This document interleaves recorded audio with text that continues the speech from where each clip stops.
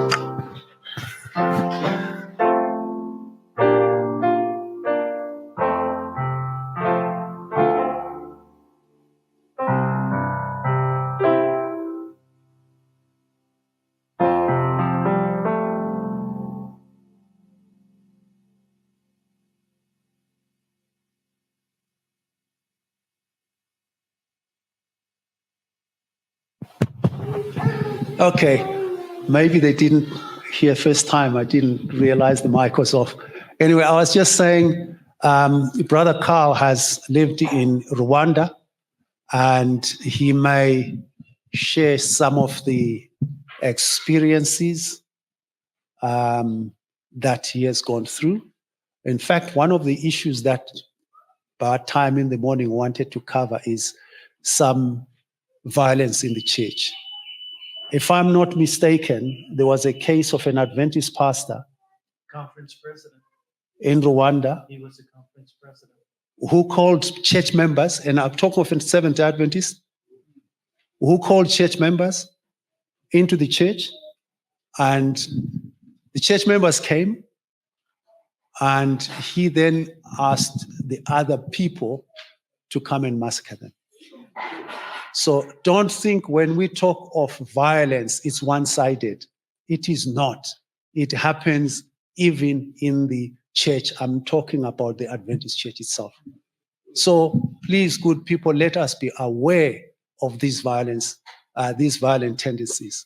They come from all sectors. As long as Satan has sown a seed of hatred, let us be aware.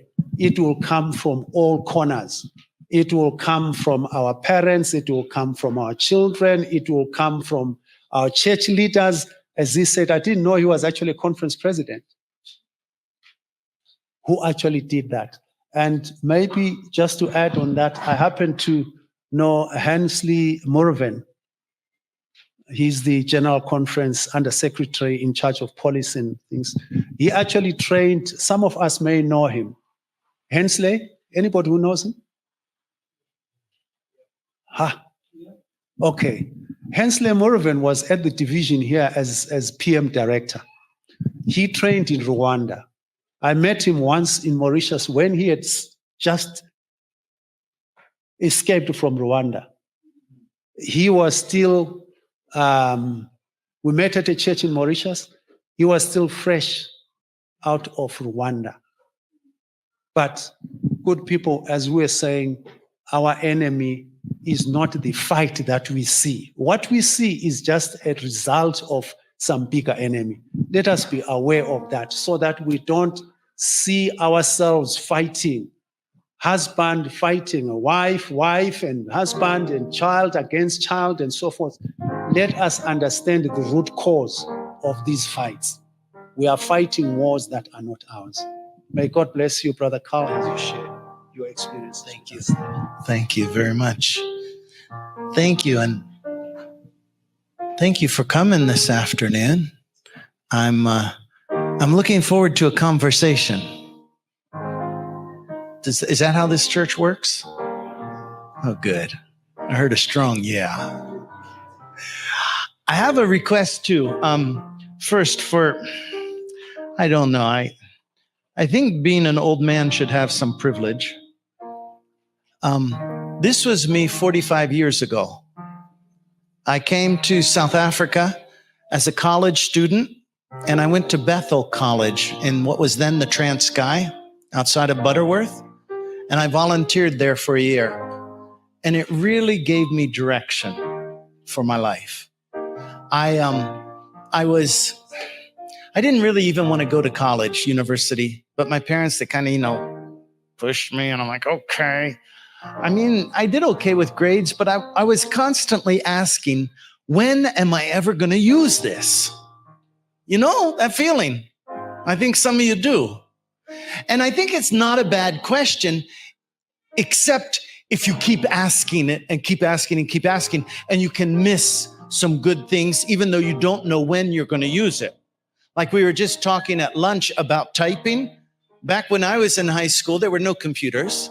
And so they told us you have to do typing. And I'm like, typing? I'm not going to be a secretary. What do I need typing for?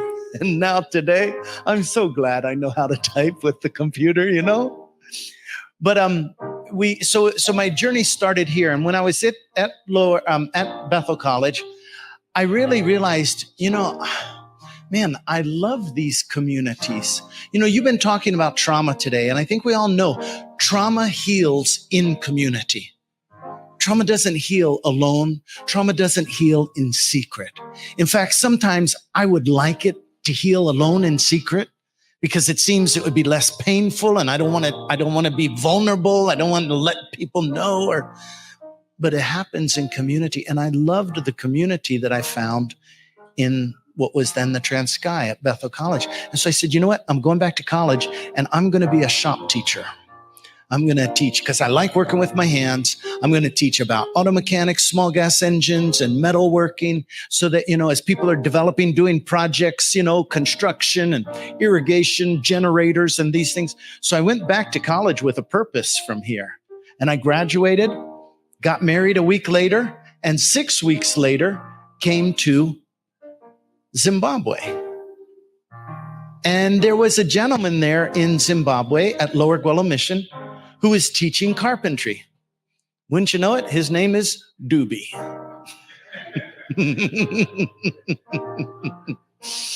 and then he says, what's his name? And I'm like, I think it was Ephaniah. And I go, yeah. And he says, carpenter. I'm like, yeah, that's the guy. And the fun thing is, in May, I was in Rwanda. I'm speaking at a large it's Adventists who have started the school, but it's not officially connected to the church. 1,000 students in this high school. And who's the headmaster? Another Doobie. And we get talking, and it's the son of Ephaniah, the woodworking teacher. I still remember that man's smile. So that smile is not far. That smile's not far. All of these memories, they are just really blessed. And as you were singing, I love Showers of Blessing, but I'm wondering, song, because Indabeli is not so different from Zulu and Xhosa, and I didn't learn much of the language, but do you know this song? Sizahamba Sisia Ezueni Ekaya. Will you sing that, please?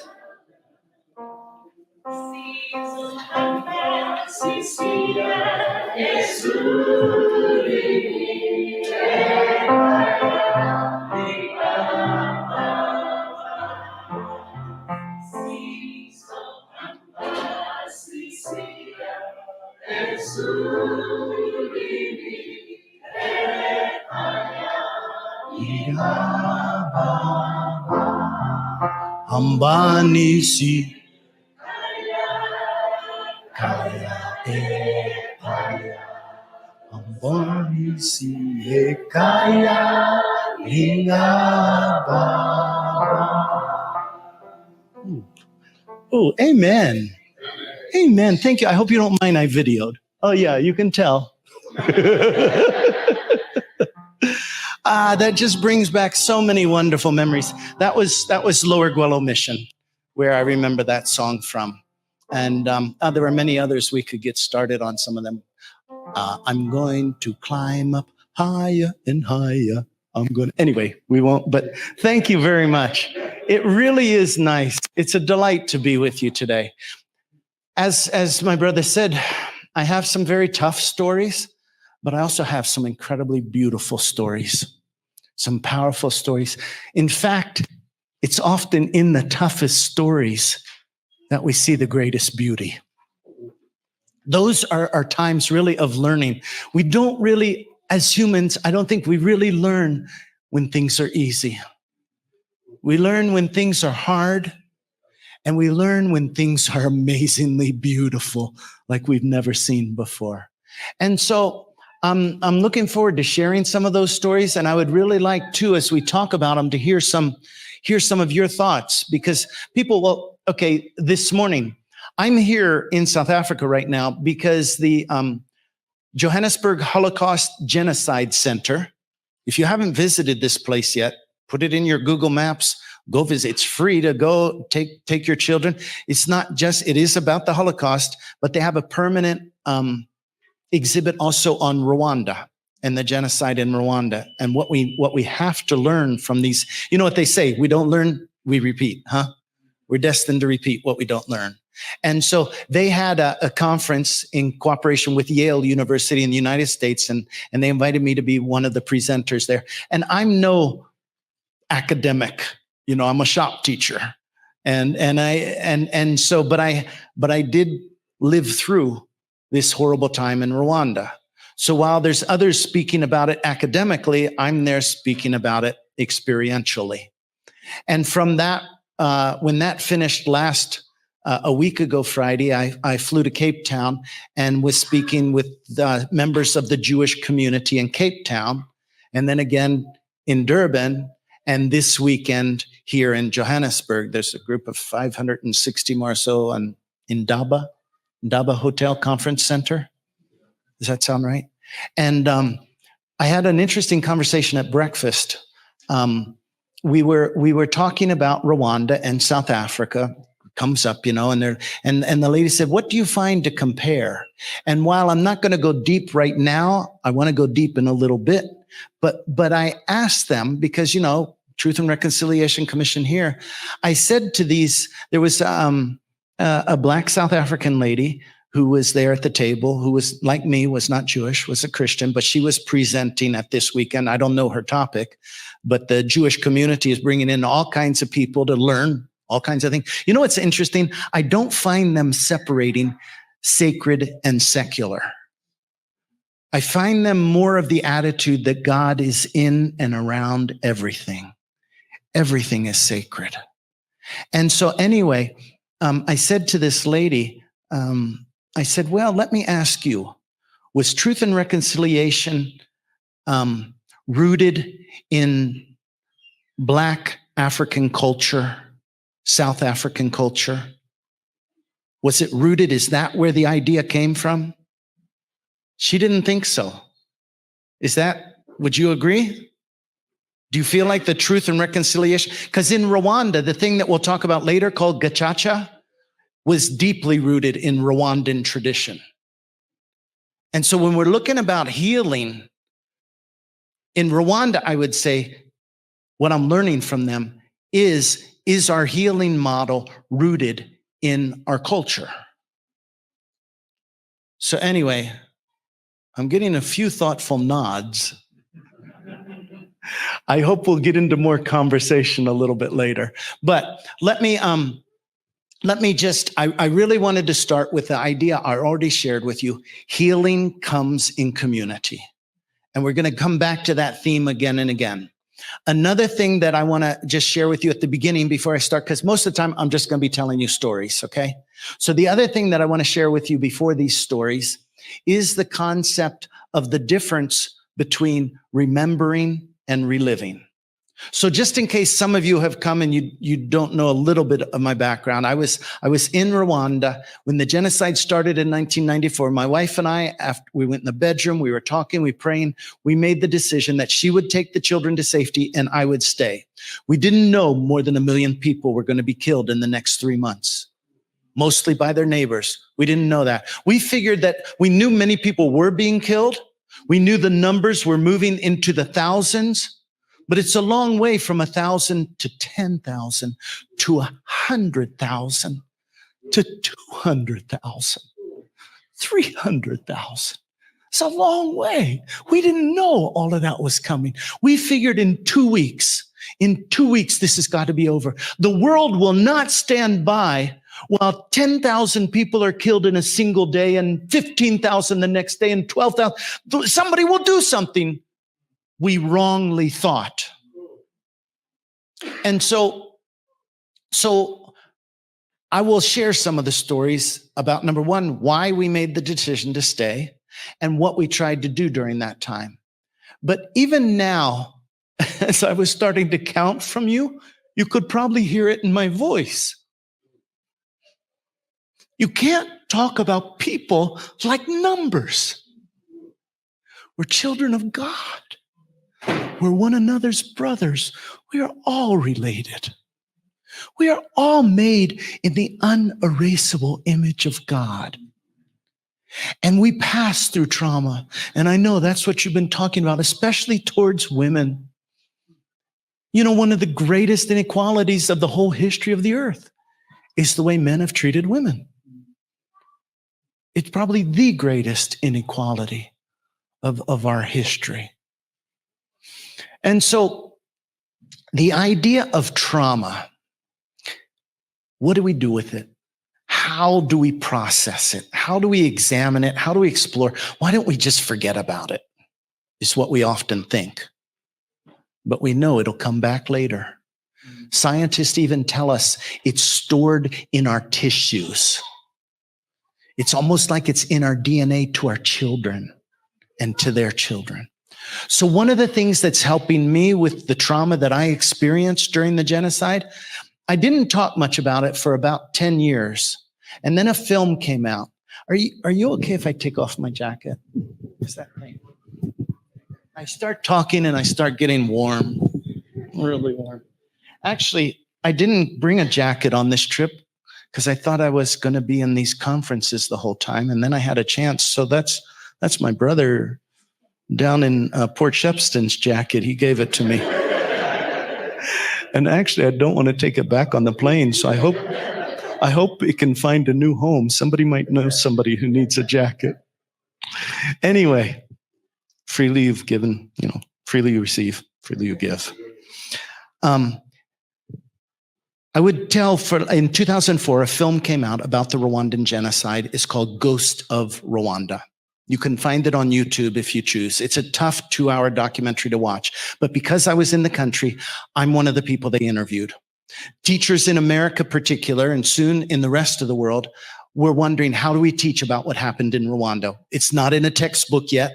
Where's the resources? So they found that film and they're like, we can use this in the classroom. And as they started using it, they said, there's an American who stayed. Look at him. And they started Googling and they found me and they started saying, will you come speak to my students?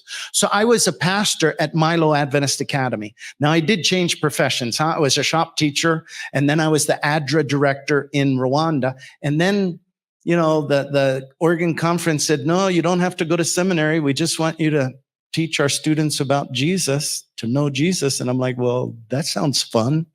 And so I did that for 11 years.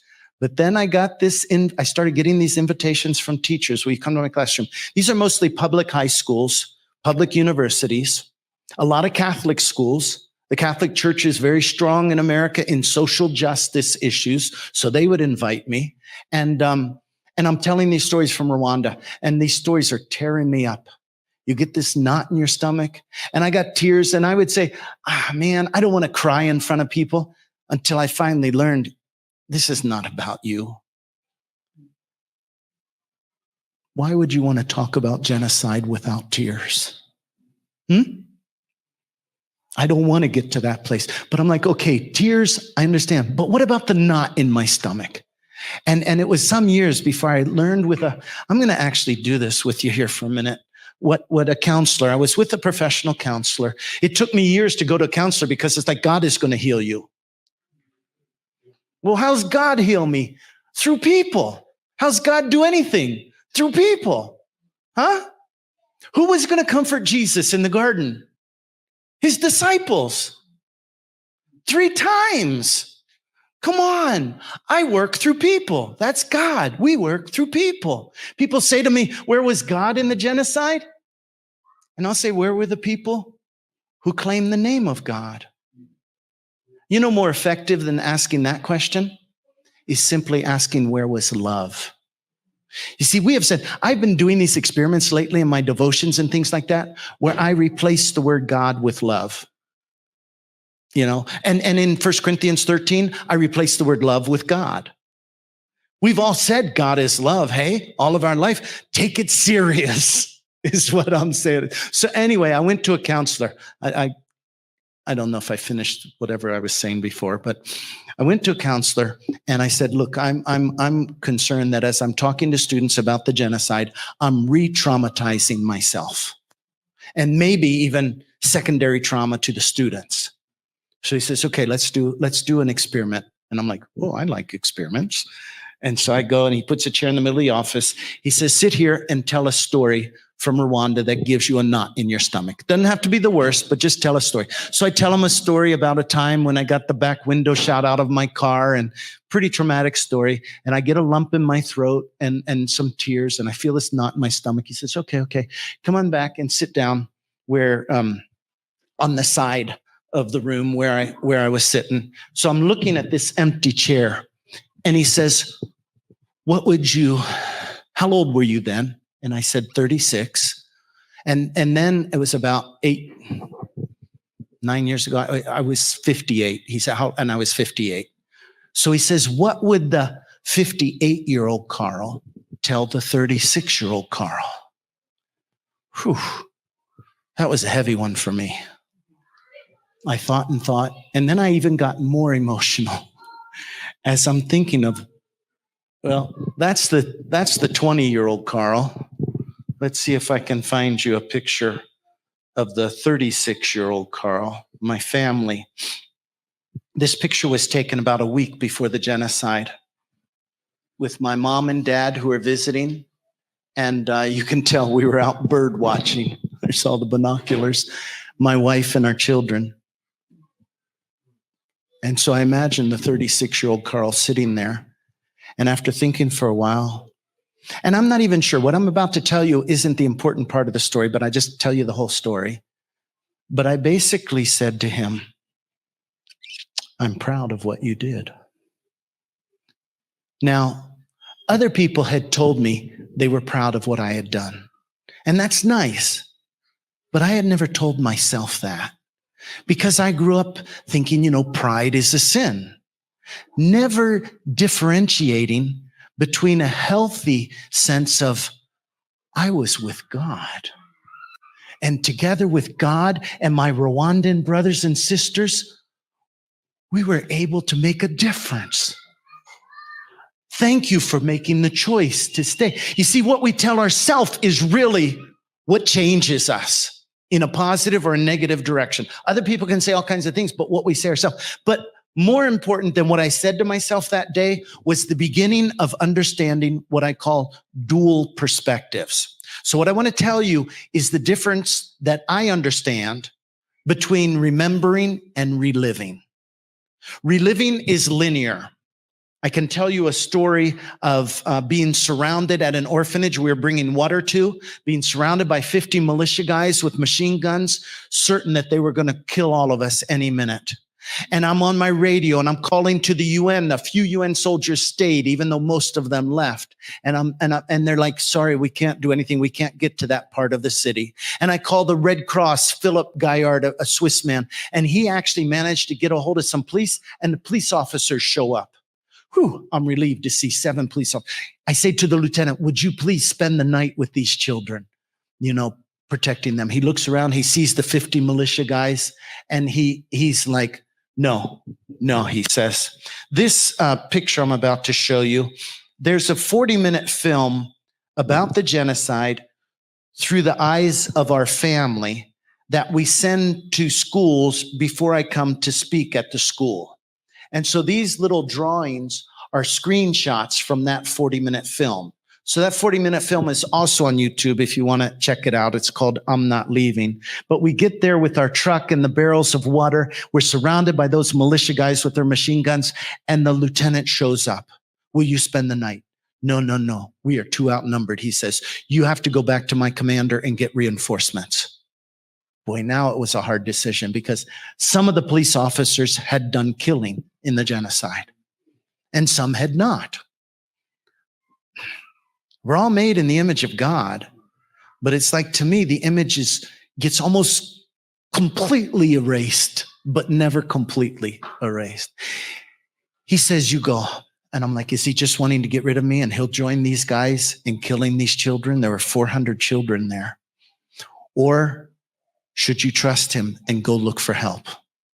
It was really the hardest decision I made. The decision to stay was very difficult, but the decision to stay was because there was a young lady who lived and worked in our home. And this young lady, on the right side of the picture there, she just loved on our children. And when somebody loves your children, that's like fast track to family. But she had a Tutsi ID card. She was marked as the minority to be exterminated. And the young man who came in the evening as the watchman, he had a Tutsi ID card. And the plane was shot down, and the coup was launched, and the extremists launched the genocide so quickly. Within an hour of the plane shot down, roadblocks were popping up. You can imagine on the street out here. And citizens are told, get out there and man the roadblock. The enemy is among you. You know these Tutsis have been living among us for years. We tried to kill them all at the time of independence, but we failed. We're not going to fail this time. We're going to find all of them. And we don't care, babies, grandparents. And they're giving these messages through radio, through music, through hate speech.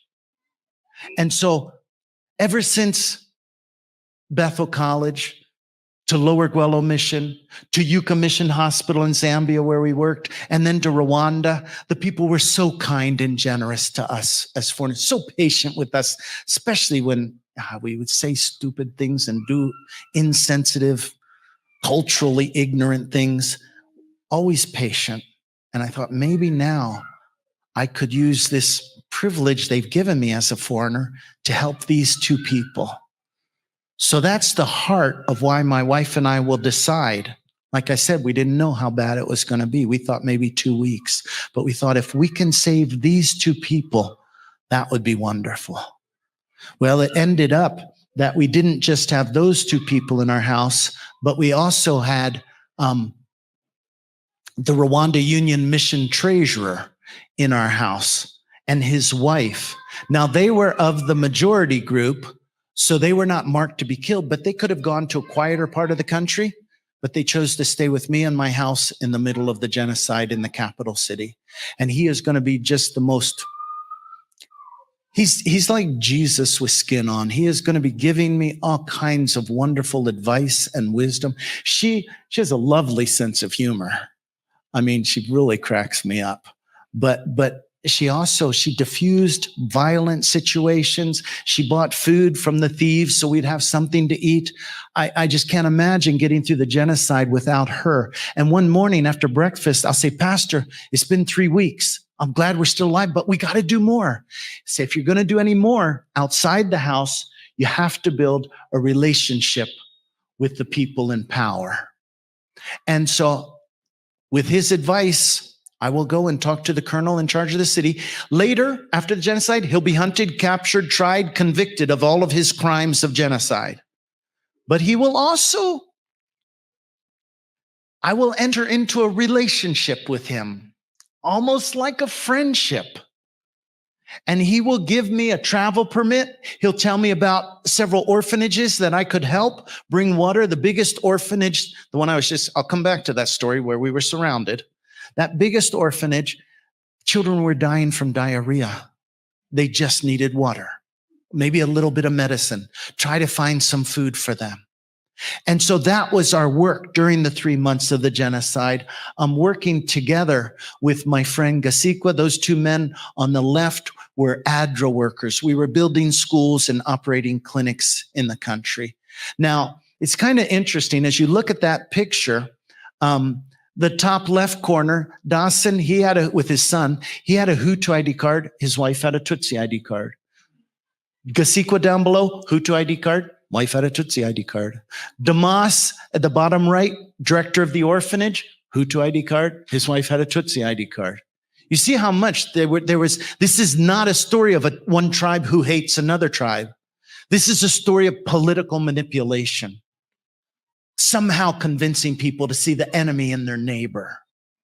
And so up top, of course, was Pastor and Mrs. Soraya. I already said they both had Hutu ID cards. They weren't marked to be killed. But of course, anybody who's not cooperating with the genocide is at risk. So back to our story here,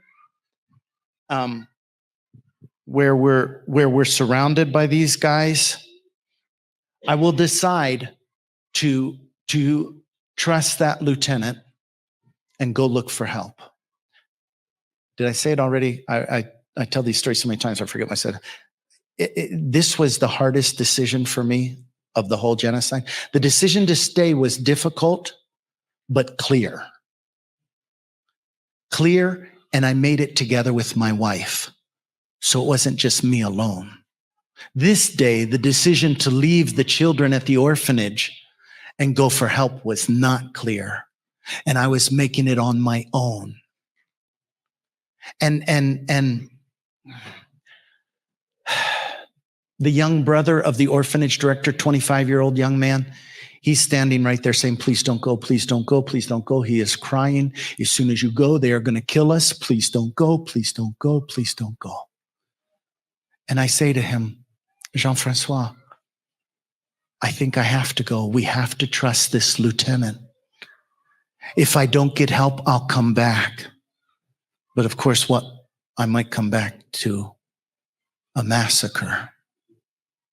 And so when I'm telling this story, reliving it, all of those times, I'm having the emotions, the hormones, the adrenaline released in my body, but I'm talking to people, so I don't need adrenaline in my body, so I get a knot in my stomach. Reliving is linear. Boom, one step, one step, one step. At the end, I'm going to ask that guy with the beard, who is one of 3 people in charge of the genocide, Jean Kambanda. You can find him on the internet. He's all over the place.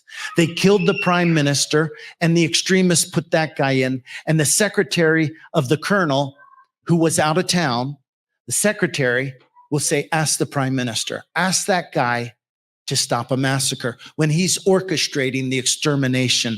Go into the courthouse, destroy birth certificates, destroy wedding certificates, destroy property deeds, destroy any evidence that these people ever existed. That's his message. And you're going to ask this guy to stop a massacre? Makes no sense, huh? But he will do it. He will stop it. I think he has some other, we might talk about that later. We got a lot of stories. I'm not going to try to guess with you for the moment why, but he stopped the massacre. As I'm reliving it, I only go when I get to the end. However, now I've learned to remember it. So here's remembering it. The 36-year-old Carl starts telling the story, and I start to feel the knot in my stomach. And the now 66-year-old Carl says, wait a minute, you're here at Edenvale talking to these folks who are interested to learn about this story. The 66-year-old Carl reminds the 36-year-old Carl, you are here in the present. Where is God? Only in the present. God is not in the past. God is not in the future.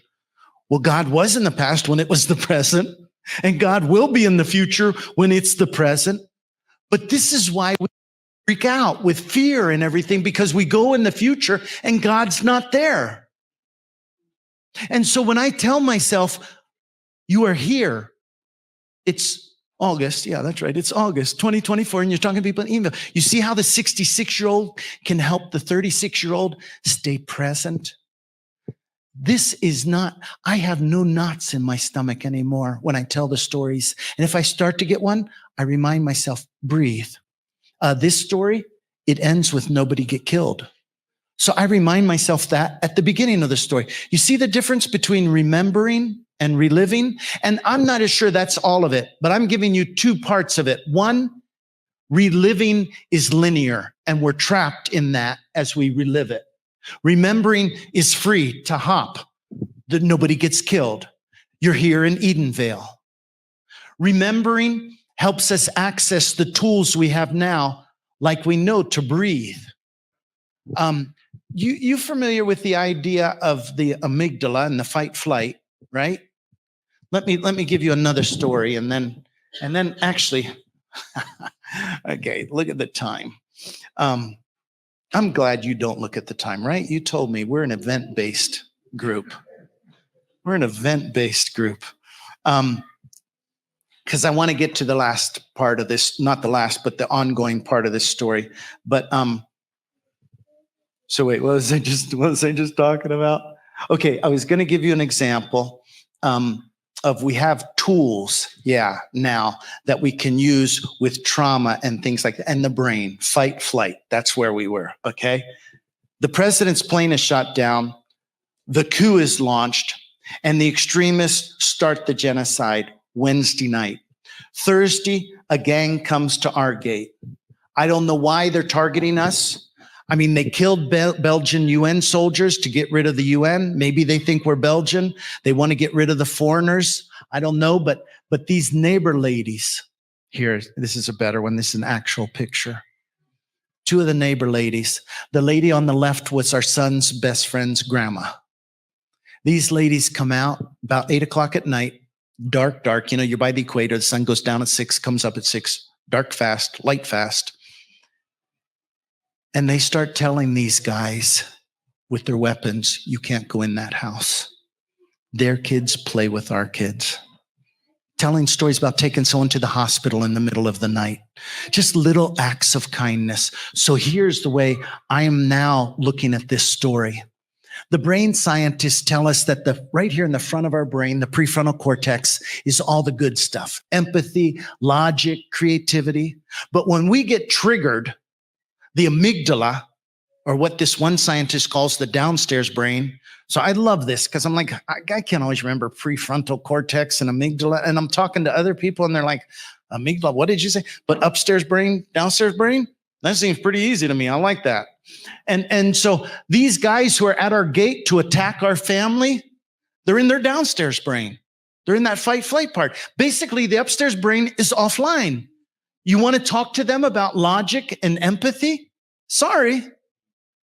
We're in this polarized society.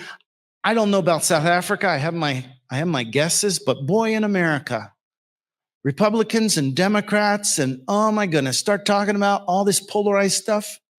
Somebody said, if you want to save money at Christmas, talk about politics at Thanksgiving. That's a month before. And then you won't have to buy presents for anybody because you will all be angry at each other. No, this idea of polarization, our brain wants to keep us alive. To keep us alive, it needs to keep us in a community. To keep us in a community, we need to identify with a community and stand up for that community. You come to me threatening my community, and my upstairs brain is going to shut off, and I'm going to be in the fight flight mode. And you might talk to me wonderful logic, or you might talk to me Christian love or empathy, and I'm like, you're after my community? Don't talk to me about that stuff. But the ladies told these men stories. And oh my goodness, our brain loves stories. That's why Jesus was saying, oh, there's this woman, and she had these coins. No, there's this shepherd and he had these sheep, Oh, there was this guy and he was renting a field and he found the treasure. Jesus knew our brains love stories. And it's one of the best ways to get out of the downstairs brain. So I'm not planning on any marriage advice because I'm no expert. But I know sometimes I get in my downstairs brain. I was going to tell you my wife gets in her downstairs brain, but I'm like, no, Carl, you get in your downstairs brain. And she has a hard time getting through to me. But you know what? If she starts showing empathy, man, I start step by step coming out of the downstairs brain to the upstairs. This concept is so important to me in life, in my marriage and my family. And in Rwanda, I would put forth to you that for 3 years they were at war. For 3 years, they were running to their downstairs brain. You run to your downstairs brain regular enough, you will see enemies where there are no enemies. Because that's the brain is about developing, identifying patterns and following those patterns and things. So anyway, that's a little bit of the brain stuff. I could go on and on about the 1994 genocide against the Tutsi, but I'm going to just say that if you want to, you can find that 40-minute film on YouTube called I'm Not Leaving. In fact, if you don't mind taking out your phones, if you want to, totally up to you. If you take a picture of that on the screen, you will be able to push on a button on your phone and you'll see the 40-minute film at the bottom corner and these other 3 films that I've made for teachers. Okay? So, and maybe the church can send these around if you're interested to follow these, because I can't tell all the stories, obviously, today. But I do want to tell you, and that website at top, worldoutsideMyShoes.org, my wife and I started a little nonprofit, and that's where you can go and find these films too, so you don't have to use the QR code. You can just go to the website. And serious, if you want to talk or questions, shoot me an email. You are not bothering me. I am still trying to figure out stuff, and you have ideas or questions, I'm happy to communicate, okay? So where I would like to kind of end, and then not end, but hopefully, because remember I said I went conversation and now I'm doing all the talking. So I'm really going to pause and ask you some questions. But here's the story I want to dig into with you. Now, yeah, let's just go straight to the story. Okay. I met Maria and Philbert in 2019. I was taking a group of teachers to Rwanda, and this story is in one of those films, but I want to talk about it with you, which I can't do if we just did the film. Maria, kind of right away, I just started connecting and bonding with her. She's born in 58. I'm born in 57. So we're almost the same age. At the time of the genocide, we both had 3 children. We both were making a difficult decision with our spouses. How are we going to protect our children? Now, mine wasn't nearly as difficult as hers. Hers was really, really life and death.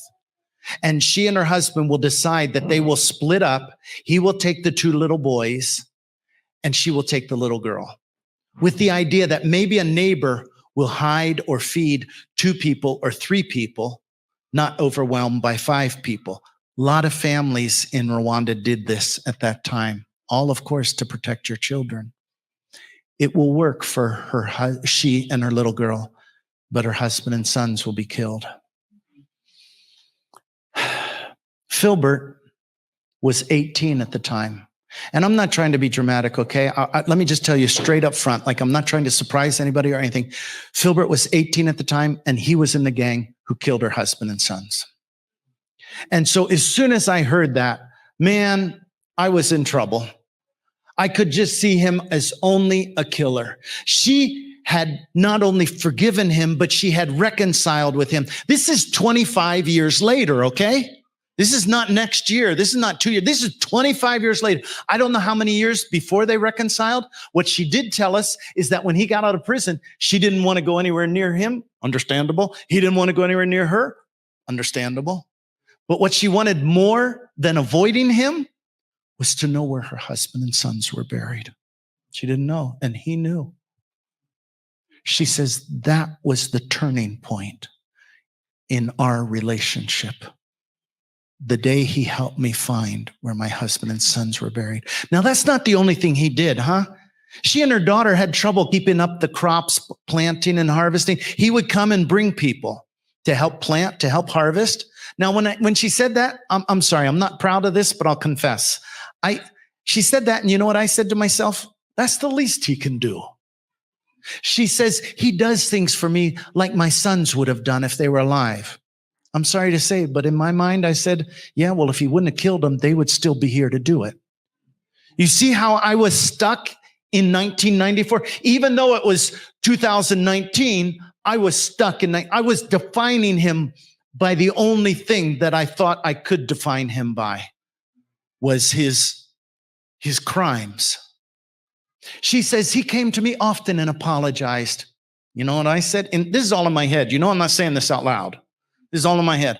I'm like, okay, apologizing is good, but once is enough. Now get out.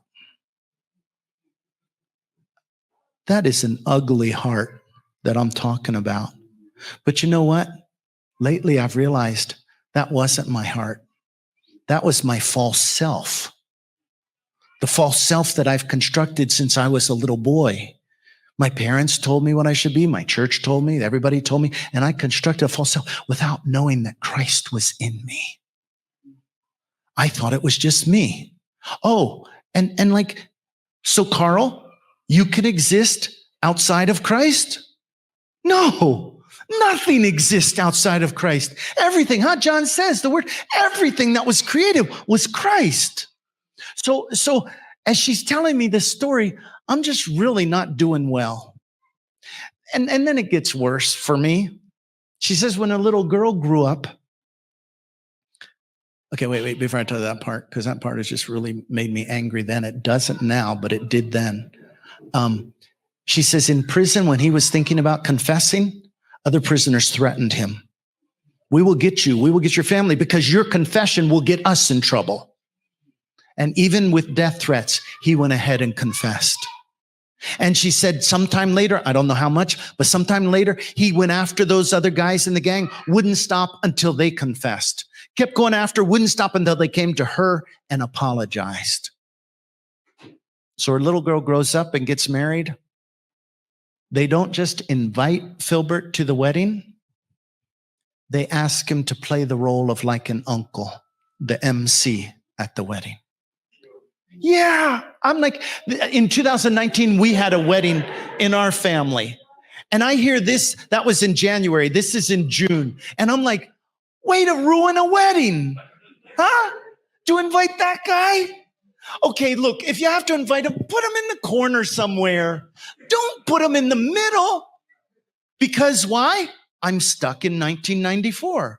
I am defining him by the worst thing he has done. She sees I'm struggling. She tries to tell me all these positive things about him. And then she tries to help me. She says, well, I said to her frankly and candidly, I mean, maybe it wasn't my place. Maybe I thought, I don't know if I was really right in doing this. But, I had talked to her and she knew I'd stayed there during the genocide. And we kind of, understood a little bit deeper each other and stuff. But I still couldn't fully understand because I hadn't lost my wife. I hadn't lost my children. But I said to her, Maria, did some of your family survive and come to the wedding? And she says, yeah. Weren't they angry? Some of them were. So why'd you do it? She goes, well, it was our wedding. It was our home. He's our friend.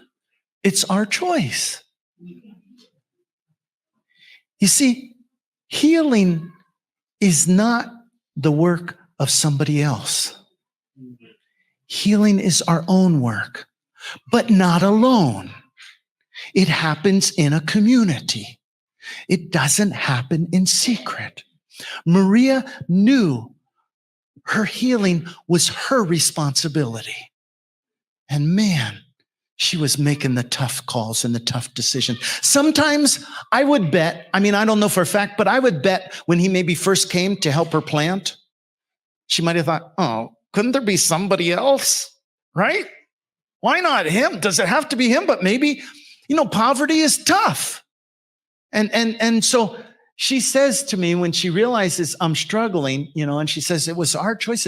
But, I think she thought she was trying to help me. She says his family got angry at him when my daughter had children and asked him to be the godfather. That did not help at all. I am like, I don't care about his family. You hear how Christ-like I am? Not at all. It is the false self that is speaking up and that is angry and that is frustrated.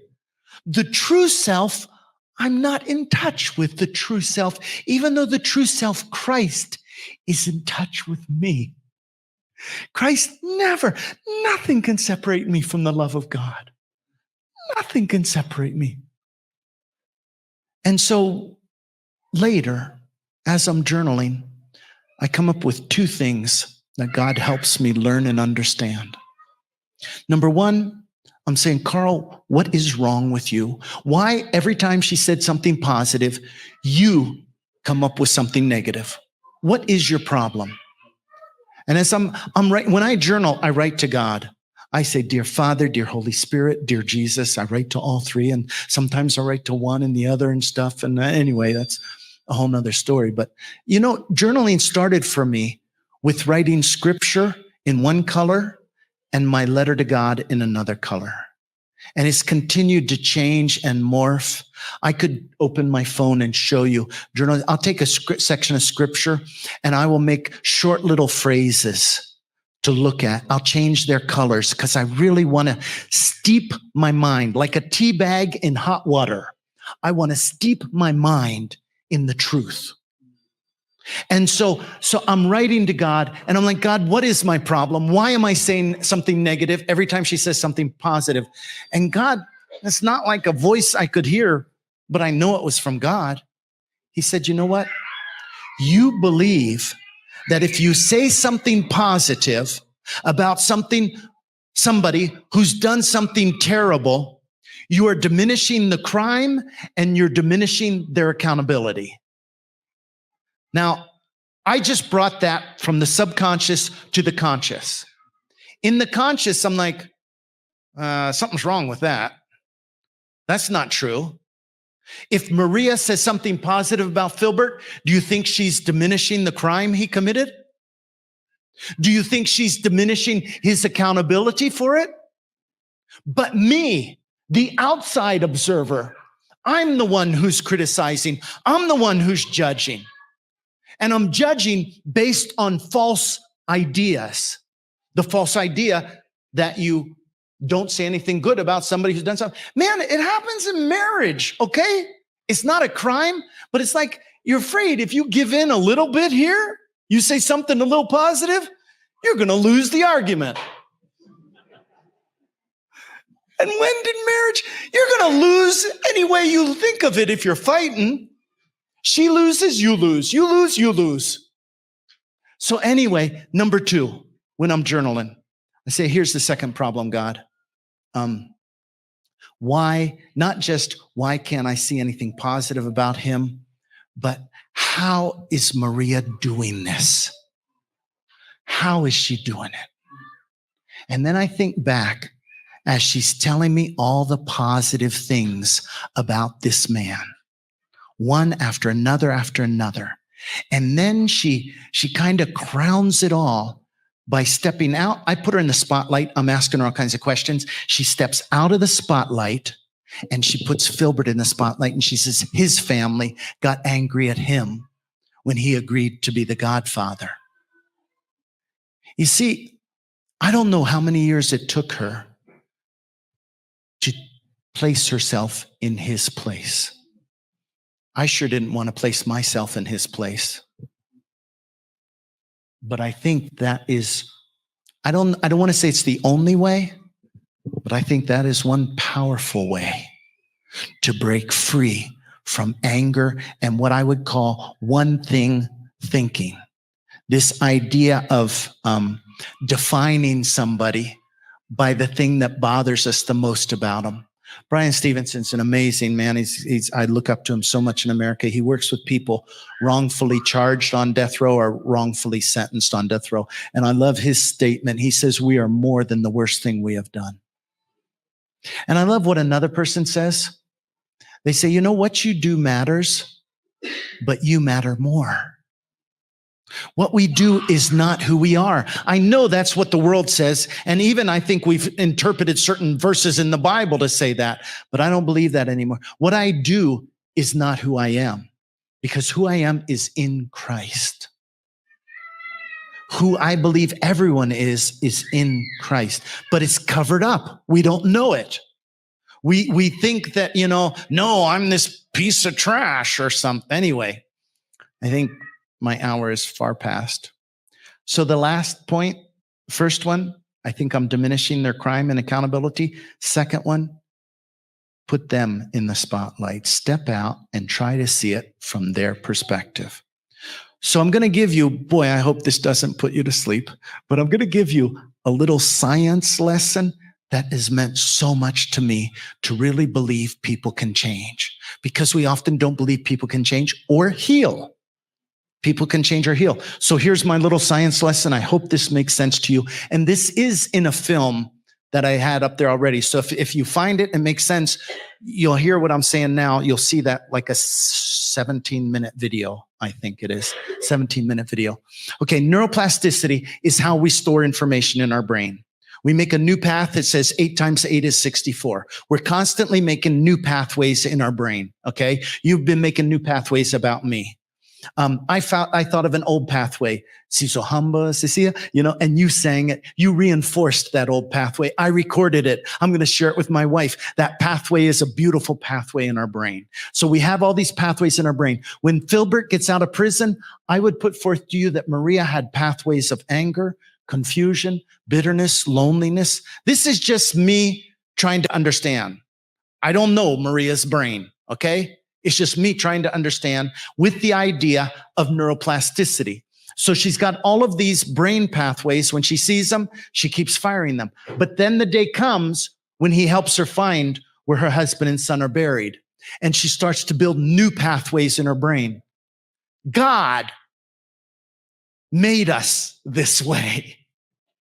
God knows that, yes, you can change. You can change in a harmful direction, or you can change in a healing direction. And so I would put forth that she soon started having pathways of telling the truth. She saw this man and he told the truth. Told her where her husband and sons were buried. Oh, she was so grateful. She had pathways of gratitude. He apologized again and again and again. I wonder if the day came when she said, Philbert, you don't have to keep apologizing. I mean, she definitely had empathy. His family got angry at him. She had empathy for him. You see these new pathways she's developing? And our brain is like, I got a lot of work to do, okay? So I need to be efficient. I need to take stuff in, organize it in a way, decide what's important. You know how you can never remember a joke? It's not really important. So your brain is like, sorry, I'm not going to remember that. It's just a silly joke. But other things, it's like, okay, we'll make that permanent. And so when the brain realizes that you are intentional about learning a language, about learning to play an instrument, about anything that you're intentional about learning, it starts to make the pathway permanent with something called nerve growth factor. And this is like a brain glue that is not in abundant supply. So in effect, when Maria starts making new pathways and she's consistently looking for the good, that's what she was doing with Philbert. I was consistently looking for the bad until Maria showed me another way. And of course, it was God who showed me through Maria. And so these pathways, so does this one make sense? I tried to show she's not firing those old pathways much anymore. And so in effect, the brain is like, we need some NGF. And they're like, oh, she's not using it here. So we take the NGF from those old harmful pathways and we bring it to the new pathways. The brain calls it pruning. The old pathways are gone. The new pathways are here. I don't know if that's very exciting to you, but to me, remember, I'm a shop teacher.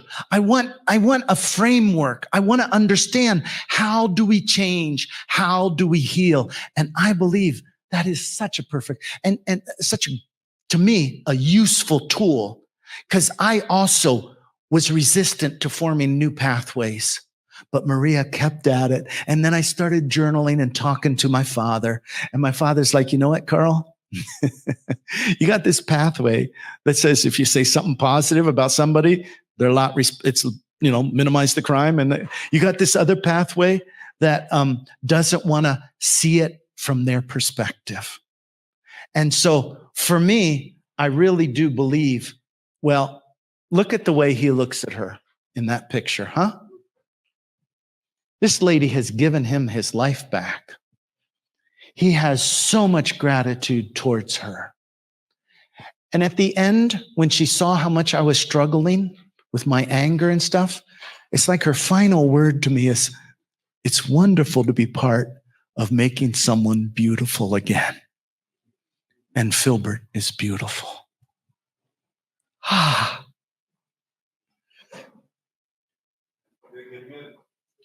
Hey? Did you have a question or?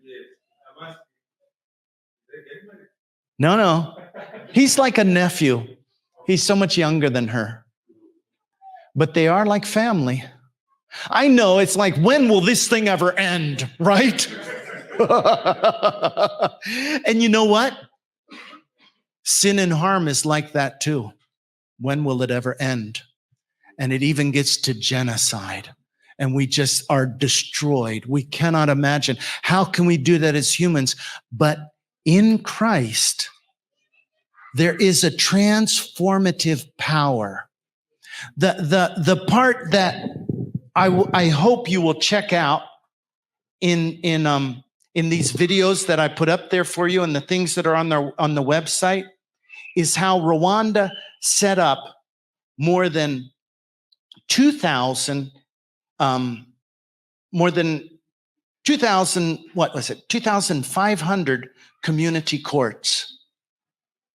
They had 9 judges. Rwanda's parliament says that their constitution says that a third of the parliament, a third of any decision-making group must be women in Rwanda. That's the law in Rwanda, in their constitution. So if you're picking 9 judges from the community, at least 3 have to be women. The parliament in Rwanda today is majority women, like 63% of the parliament is women.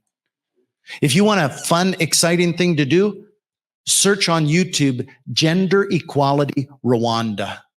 You will be blown away. If you see this lady who works for this organization called 7-7, that's one of my favorite videos. And it's one of the Rwandan women says, "We, women, are the right demographic for building peace." There's a lot more I could go on and on, but take a minute and talk to the person next to you about all of this stuff. I'm going to just give you 2 minutes. Talk to the person next to you, or behind you, or in front of you. Please.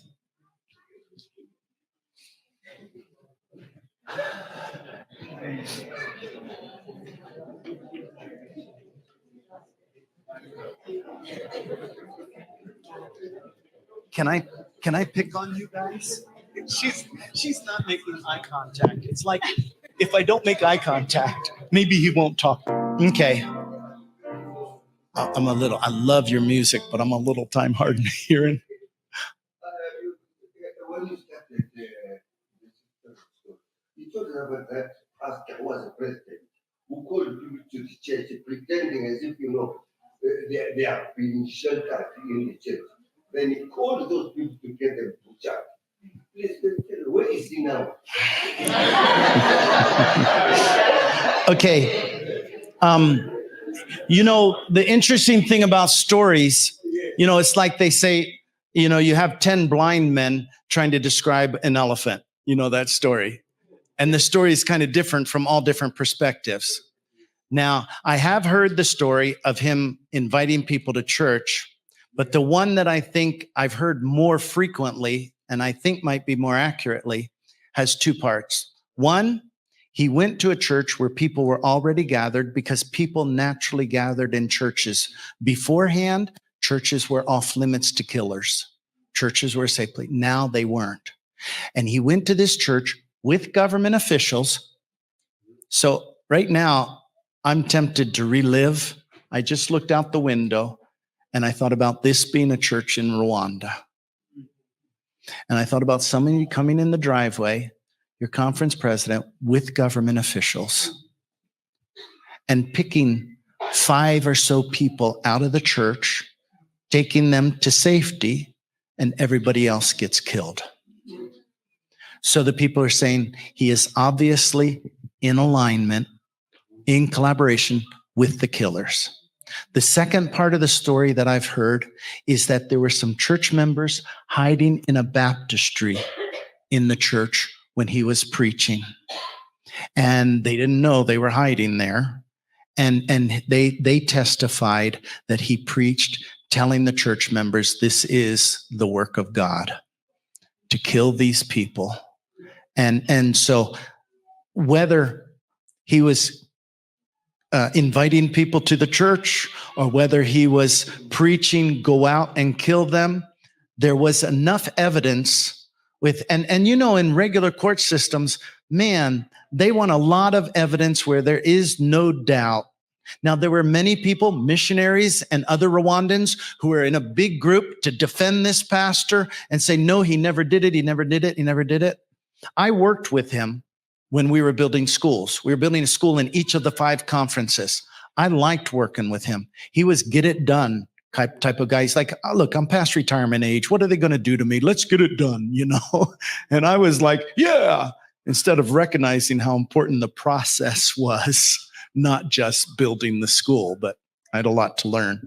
But yeah, he has passed away. He was in prison for some years, and then they let him out. I don't know if it was the last months or something before he died. His son was a doctor, and his son was working at our Muganera, our Adventist hospital there. And his son, everybody knew about the son driving around with a machine gun. And so you're driving around with a machine gun, and people feel like that's kind of pretty obvious what you're doing. But you know, even the obvious, that's why I like the verse that says, these things don't judge. When Christ comes, in Christ's coming, we will get clarity and we will know. I asked the prime minister of the genocidal government to stop a massacre. He said he would. I shook his hand. I thanked him. Someone flashed a picture of that. I don't know where that picture went, but I was most likely protected from somebody saying you're cooperating with the government authorities because I was a foreigner. You know, there's just so many different ways to interpret these stories and what happened. And so, yeah.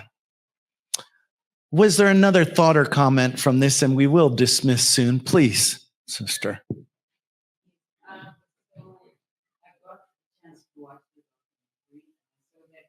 Oh, the 40-minute one? Okay. Yeah. You were so resolute about staying. I just wondered, did you hear the voice of God? This is what I want you to do. Like, what will you motivate? One of the statements that kept going through my mind at that time was, okay, you've got a passport, you can go. Your brothers and sisters here, your co-workers, they don't have a passport, they can't go. Are you going to say, I will pray for you, but I'm leaving? And it was going through my mind, if God will be with them, God will be with you. If God will be with them, God will be with you. Another voice, you could call it the voice of God, but it was the voice of my wife. This is powerful. A mother's instinct is to preserve the family. Other people have said to her, as if it's a sign of great love, I don't know if I could ever part from my husband. I think sometimes there's a greater love that lets go and trust. And my wife, she didn't say, oh, but Carl, what about me and the kids? Carl, what? Carl? No, she was like, we can't abandon these people in our house. The ties of family, I often say, don't make sense. They make heart. And that's why I'm so passionate about, can I see the other as family? And when I think about Christ in us, Christ in me, and even Christ in Philbert, and what was Maria doing? Maria was like, I don't know that I'd say frantically, maybe that's a little dramatic, but she was consistently moving aside whatever was there, ugly, violent, and horrible, until she got to the true Philbert, the Christ in Philbert. And she says, it's wonderful to be part of making somebody beautiful again. She was able, I think, this is just my interpretation, but it helps me. Whether it's true or not, it helps me. She was able to help Philbert see the Christ in him. And that is incredibly powerful to me. So it takes away this idea that we've got this person and they're this bad person. We have these ideas that there's good guys and bad guys. No, there are wounded and more wounded and more wounded. That's who we all are. And as we find healing, we find our true identity in Christ. And that makes a big deal to me, because I am not saying that somebody who committed murder has now changed and like, oh, really? I don't know if I can believe that. And I know even the brain stuff I'm talking about, that somebody could say, well, that's science. Well, who made science? God. And so I'm looking for ways to understand and to believe this. Now, if God tells me, you know what, Carl, you were talking to those guys in Edenvale and you kind of had some of that a little messed up. I'm like, really? I'm sorry. I'm on my journey and you're my Father guiding me. And I want to hear your voice, and I might hear your voice through another. You know, this idea that God's in control. I'm sorry. I'm not comfortable with that. I believe that God is love. And I don't believe love controls. I believe love influences. And we have a choice. God, I believe, is the most powerful influence in the universe.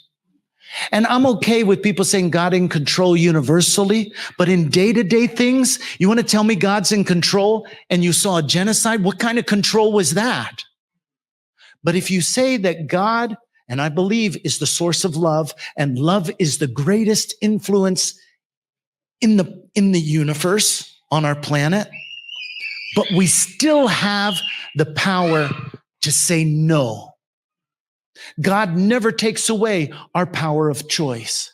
So even in the face of the greatest power, we may be so wounded. We may be so filled with shame. We may be so far from understanding the love of God that we commit genocide.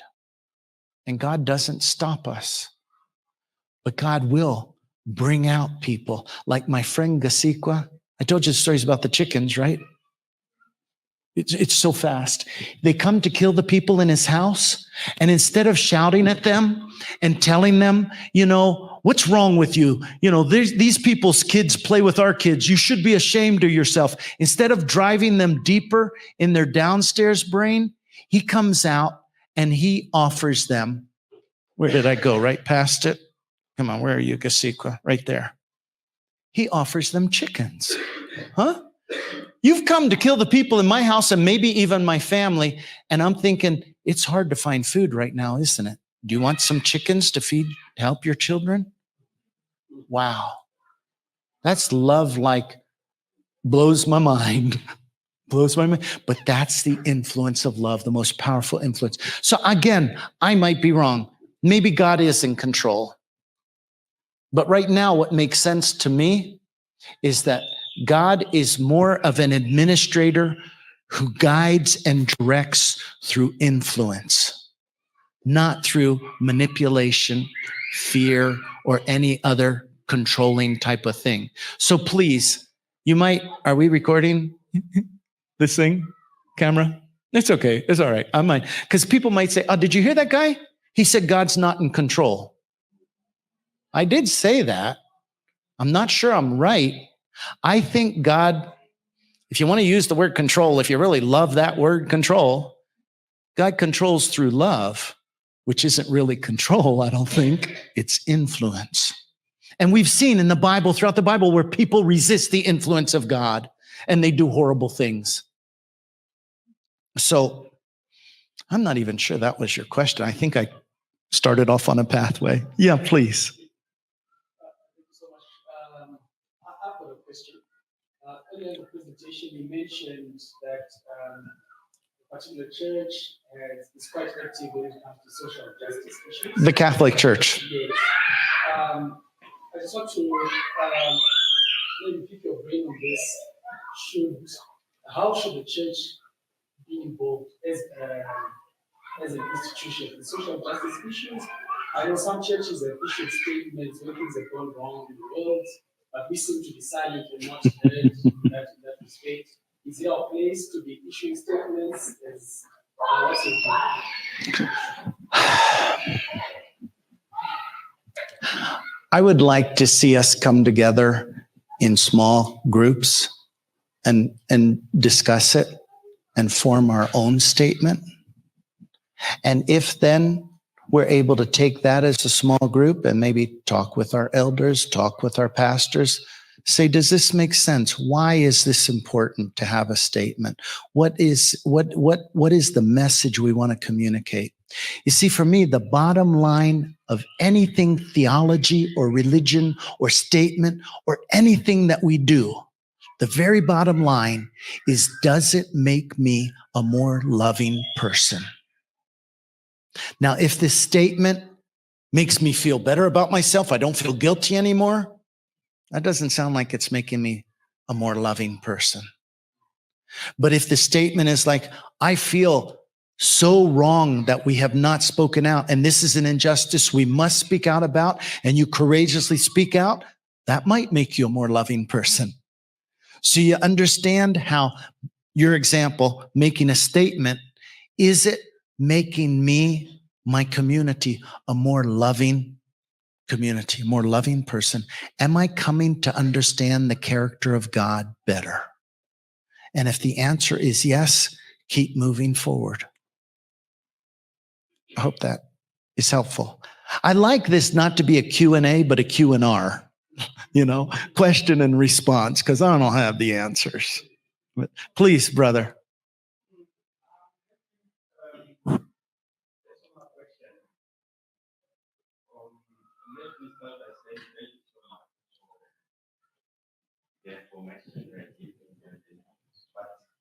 The way I can see you when I talk to you, it looks like you are living on that time. You can see what was happening. Did you go after that?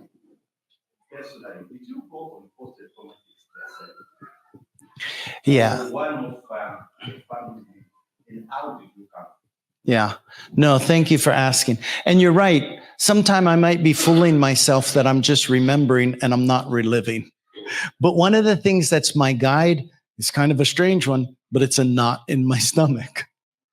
And when I can tell stories and I have a sense of peace and God's guidance, I do believe I'm remembering and not reliving. When I first went back to Rwanda, I was desperate for new memories because around every corner, there was something triggering about the genocide. Thunder was mortars. A group of men coming around a corner was a killing squad. Oh no, look, they have notebooks. They're coming from an adult literacy class. I was triggering genocide negative thoughts. And so I did finally go talk to a counselor, and we did talk about PTSD. And I kind of first had gone on the internet and self-diagnosed. I was like, check. Oh no, and that's when I finally did go talk.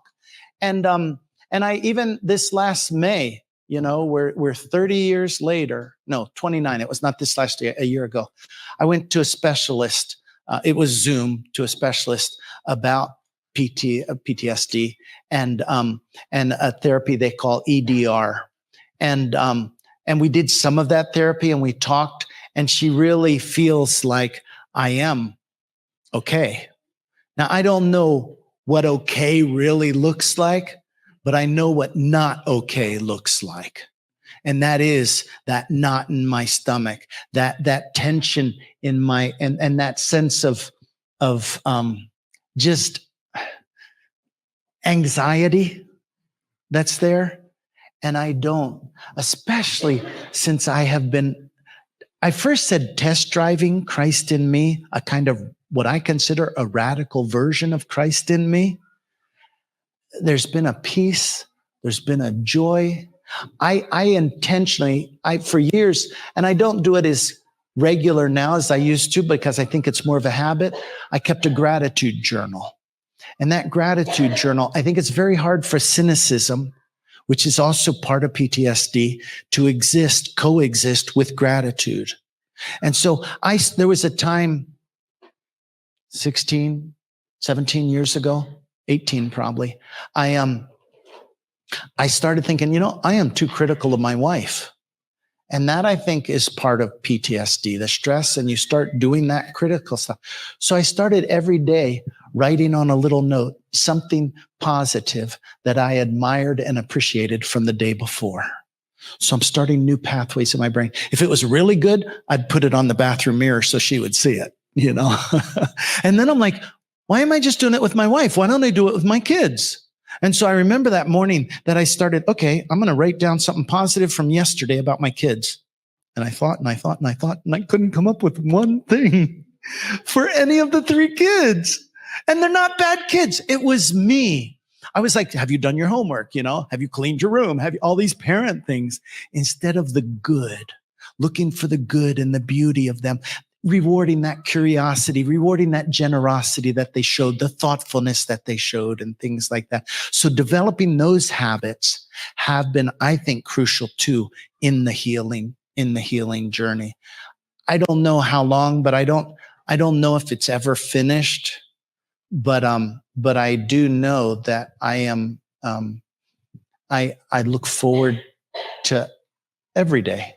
Sometimes I'm going, like this week on Wednesday, I did a prayer meeting down at Port Shepstone with somebody, and jet lag has been killing me on this trip. I try to tell myself I'm not older, but I guess I am a little bit. And at 4:00 in the afternoon, I'm like, ugh, today wasn't that way, but I got a good sleep last night. But I didn't really feel like going and talking to those people at the church with prayer meeting. But I went there because I knew that was the right thing. And I knew when I got there, God would give me what I needed. And yep, always faithful. And we had a marvelous time together. We were kind of like this, about 90 minutes together. And today I started out in a little better place with you than I did Wednesday with them. But the idea is Christ is always there. You know, the 5 things that are really, this is kind of something I share in another story, and we don't have time to do that story today. But the 5 kind of truths that really help me when I feel discouraged or I feel knocked flat, I feel out there, are these 5. The idea that God is always with me. I know it's something we've known and heard all our lives, but when you're not feeling right, when you're feeling depressed and you say, God is with me. You know what I actually say more recently? I've kind of edited this a little bit. God will never stop loving on me. Psalm 23, not surely goodness and mercy will follow you. Follow is passive. Maybe not totally passive, but they're just follow. Oh, you're still there? No. The real translation, they say, is goodness and mercy will chase you all the days of your life. So God will never stop loving us. God takes great delight in me, not because of what I do, but because of my identity. I am God's child. God's love calms my heart, often by music. I had nightmares for years. They weren't, maybe I'd go 2 months without having one, you know, and it would be less and less. Sometimes it would be hard after I would wake up in a sweat and it would just be, I didn't want to talk to anybody and I just felt like crying. I would put on a song and the song simply said, it's going to be all right. It's going to be all right. And it had a Christian base to it. But that message, God's love, calms my heart. And then God has everything I need for every situation. And we're going to make it, even if I die. God's my shepherd for today. God's my redeemer forever. And those 5 are super powerful in my healing. Does that kind of get to where your question was? Okay, and then I'll come. And then, you know, some of you, I know we've overstayed. What should we say, Pat? I can stay as long. Should we do like just 5 more minutes? Brother Doobie? Because I'm thinking some of you might feel not comfortable getting up and leaving, but you have food and you have your little children. This has been long. You guys have been really good. Okay. All right, brother. Please go ahead with your follow-up. Yes, I was saying, I'm from Congo, not far from Rwanda. No, it's not. Yeah, and I know some pastors from Rwanda. Right. that I want to ask is according to your experience of that one, and when you explain about the pastor who was involved in that politics, what is your opinion on Christians to be involved in politics?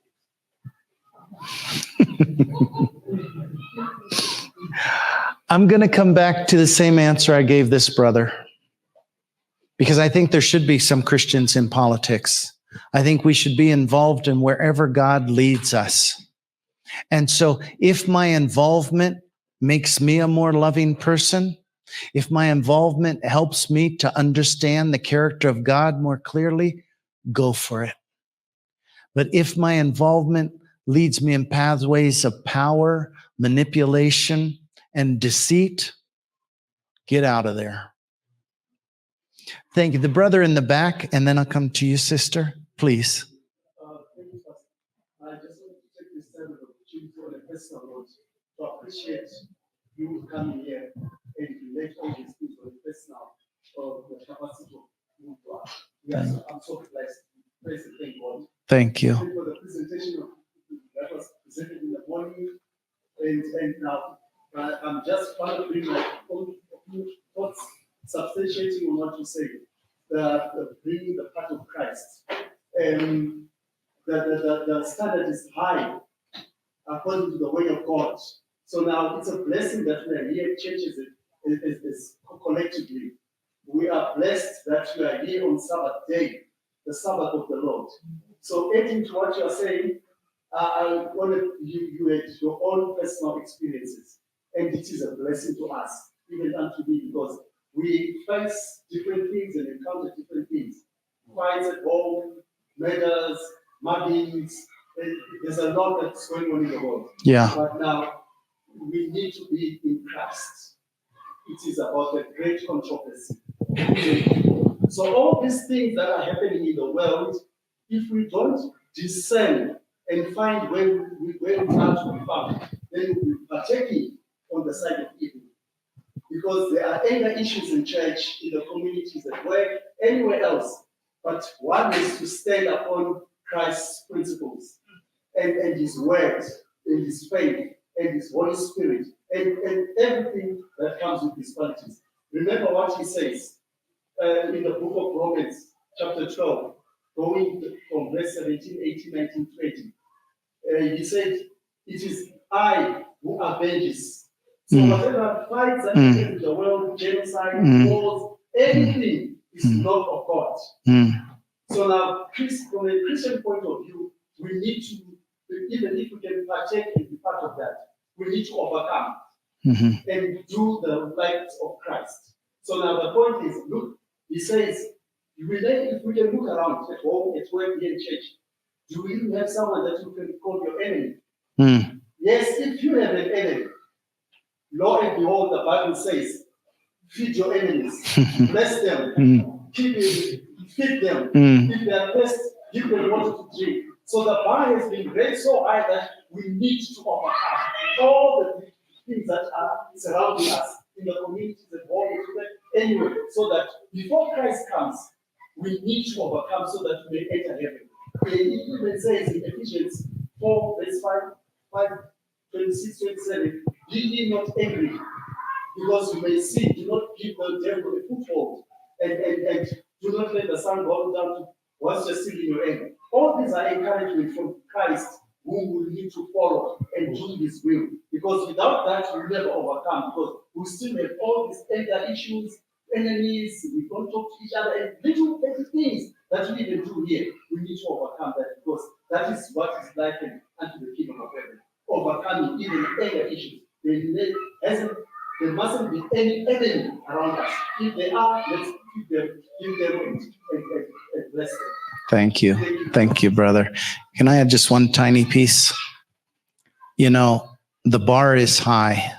And for much of my life, I've been striving for that bar and feeling like I'm not good enough. I'm not making it.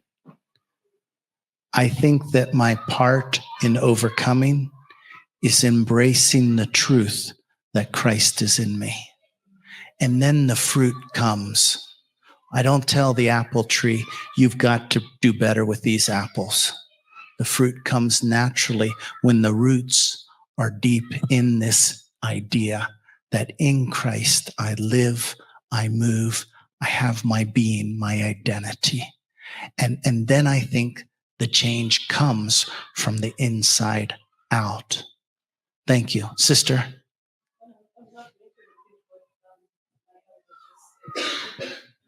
But what I want to stress is just the level of forgiveness that I've learned from the lady that you presented earlier. It takes us out of our comfort zone. I was telling Elder Dube how we make excuses for not reconciling. I think that's the word I was looking for. We want to end with forgiveness, but look at where she went over and above. We make a tendency of, okay, I'm going to forgive you for the sake of my relationship, but stay away from me. That's what she could have done. Stay away from me and my family, my children. But no, she went further, taking him in as the godfather is everything. And this is a death. And like he is saying, we fight over very petty issues. Very, things that you had to sit and talk about it, you just walk away and say, is this really worth it? And another point I wanted to say, I was in Rwanda sometime last year. I was so excited. People talk about it as being a clean country, very organized, outside of the political space. I'm trying to run away from the political thing. After the week, we went to the museum. It helped me to understand, whilst it's a clean, very quiet place, but you feel there is a bit of sadness in Rwanda. And hearing you speak about how in 2019, you're still struggling, how would Maria forgive this guy to a point where you bring him that close to your family? So in your own opinion, do you think this is ever going to, people are going to heal? Because we don't see this smile that Maria has. It's a peaceful, beautiful country, but at the same time, you can't shudder to think that there is pain that is embedded in these people's lives. I think, and thank you for that.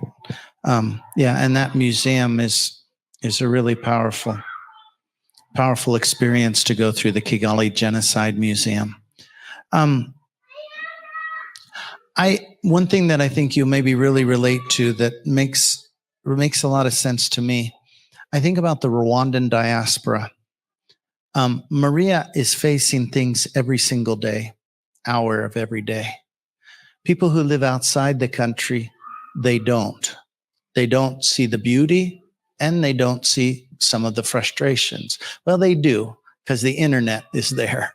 And so most of the things the internet brings out of a country is negative and tense and stress. And that's what makes money for the internet. To get you in your downstairs brain, the internet is you're going to share more downstairs. Typically, as humans, we share more downstairs brain things than upstairs brain things. But I think when we're out of the picture, and I think that was part of mine, I think I would have had to confront my anger much sooner if I would have been living in Rwanda day after day like that. So in some ways, I'm not making an excuse for myself. I'm just trying to understand. And that's what I heard you asking. Is it ever going to be, and completely? No, it will never be. We know until Christ comes. And we know it'll go even to generations. But Maria's daughter, when she was a teenager, Filbert would come knocking on the door. She would open the door, say, "Oh, it's you," bam, and slam the door in his face. And of course, you know what I said in my mind? Good. Because I was stuck, right? I was stuck. So for that daughter, it was a journey to get to the point where she's asking him. She's basically saying, I want my children to somehow reflect this man. Now, in my mind, I'm like, no, he killed your father and your brothers. And what I was saying in the little time we were discussing, those nerve pathways that I was talking about, she will always have the pathway that says he killed Maria and her daughter. He killed my husband. He killed my father. That pathway will be, I believe, permanently in her brain. However, before she began the healing journey, that pathway was surrounded by confusion, loneliness, maybe anger, maybe revenge. I don't know. She seems too sweet to even think revenge, but all of us are capable of that. And now that same pathway is surrounded by pathways of truth, gratitude, empathy.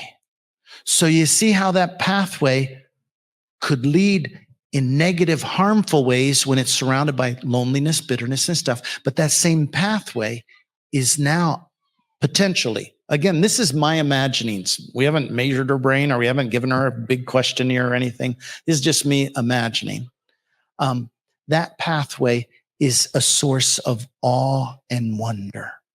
Can you believe that that's the same man? No, he is not the same man. Nice timing.